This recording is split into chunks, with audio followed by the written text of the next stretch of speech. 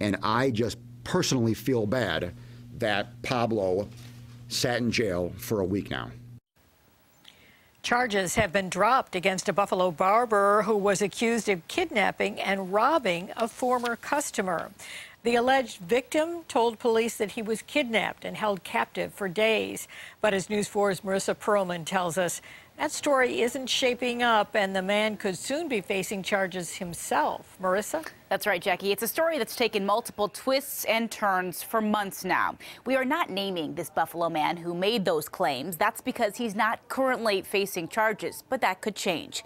Police found him tied up and unconscious on the side of the Niagara section of the Thruway back in October.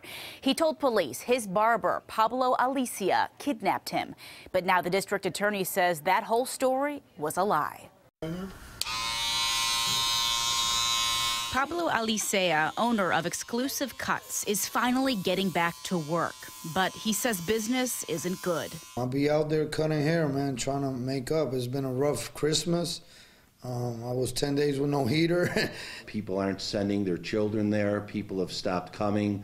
People are treating him as a violent felon. A customer of Alicia's claimed that a group of men outside the barber shop kidnapped him and held him captive in a house for 3 days.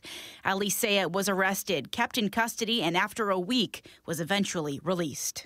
It was rough that week. I was confused. The Buffalo police had probable cause to arrest Pablo. But now District Attorney John Flynn says when Alicia was in jail, he noticed this alleged victim's story wasn't adding up. We had suspicions about his story. I didn't have all the facts at the time. I didn't know what happened, but I had a good indication that there was something amiss here. And so I told my ADA to not run the felony hearing and therefore let Pablo out of jail. And after that, the investigation continued. Law enforcement eventually found video evidence and credit card statements that proved this victim was not kidnapped at all during those 3 days in October. They found surveillance video showing him taking out cash and even ordering a pizza. He was not kidnapped at all. He was not held hostage at all.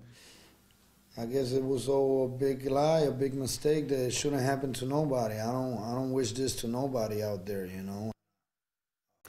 Now, the alleged victim himself could be facing charges, as we mentioned. Flynn says he could be charged with perjury or making false official statements. But Flynn says he was under the influence of some sort of substance at the time, making the district attorney's case harder to prove. Marissa Perlman, News 4.